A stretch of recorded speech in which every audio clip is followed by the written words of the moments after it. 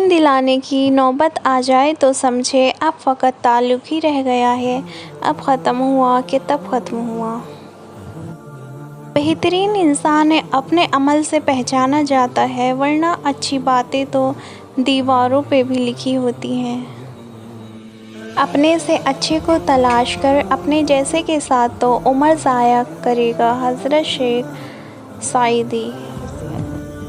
میں تو خاک تھا، میں دھول تھا، مجھے کچھ نہ اپنا شعور تھا، میرے رب نے کتنا کرم کیا کہ درود پڑھنا سکھا دیا۔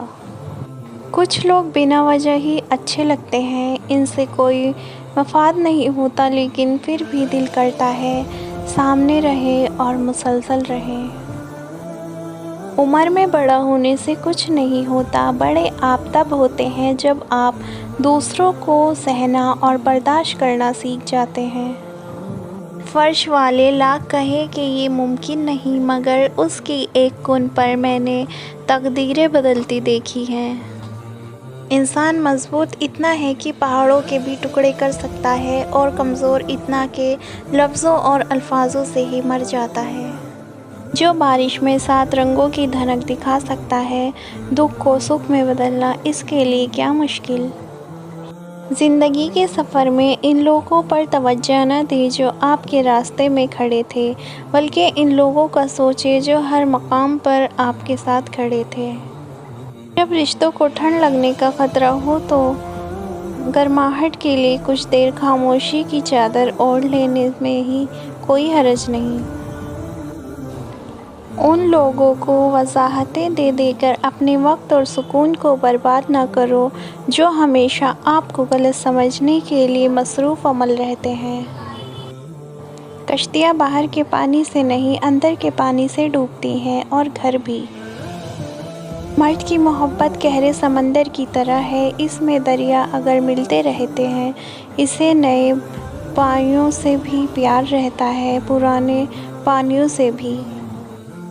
بھیڑ بکریاں انسان سے زیادہ باخبر ہوتی ہیں، کیونکہ چرواہے کی ایک آواز پر چرنا چھوڑ دیتی ہیں، اور انسان اپنی خواہش کی خاطر احکام الہی کی بھی پرواہ نہیں کرتا۔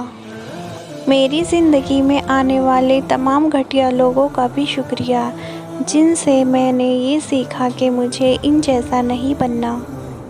حضرت خواجہ معین الدین چشتی رحمۃ اللہ علیہ۔ دل کی تخلیق کا مقصد یہ ہے کہ وہ عشق کے گرد گھومے اور طواف کرے، اور وہ عشق صرف اللہ اور اس کے رسول صلی اللہ علیہ وسلم سے ہو۔ انسان سخت مزاج کب بنتا ہے؟ جب بہت سارے لوگ اس کی نرمی کا غلط فائدہ اٹھا چکے ہوتے ہیں۔ مایوسی ایک دھوپ ہے جو سخت سے سخت وجود کو جلا کر راکھ کر دیتی ہے۔ بے بس ہے آنکھ آنسو کے سامنے، دل دماغ کے سامنے، زندگی موت کے سامنے، انسان قدرت کے سامنے۔ دوسروں کی مدد کیا کرو، اللہ تمہاری مدد کرے گا۔ دوسروں کو سکون دینے والا کبھی بے سکون نہیں رہتا۔ کاغذ کی کشتی تھی، مٹی کا کنارہ تھا، کھیلنے کی مستی تھی، دل یہ آوارہ تھا، کہاں آ گئے سمجھداری کے دلدل میں، وہ نادان بچپن ہی کتنا پیارا تھا۔ ہر نظر کو ایک نظر کی تلاش ہے، ہر چہرے میں کچھ تو خاص ہے۔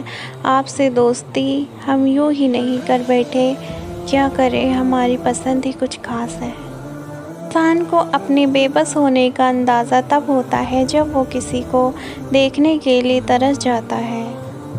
آپ اپنی بیٹی کو بیٹا کہہ کر بلا سکتے ہیں، پر اپنے بیٹے کو بیٹی نہیں کہہ سکتے، اس لیے بیٹیاں انمول ہوتی ہیں۔